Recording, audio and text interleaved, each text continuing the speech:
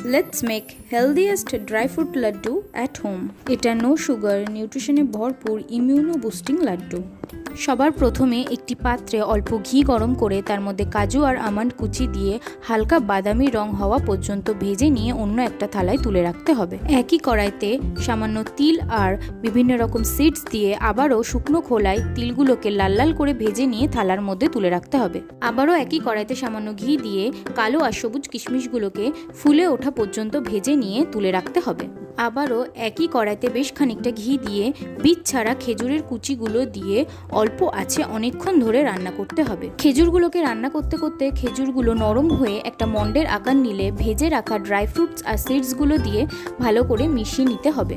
এরপর মিশ্রণটাকে একটা পাত্রে ঢেলে সামান্য ঠান্ডা করে গোল গোল বলের মতন গড়ে নিলেই তৈরি হয়ে যাবে আমাদের dry fruit laddu. Subscribe to my channel. Also don't forget to like, comment and share.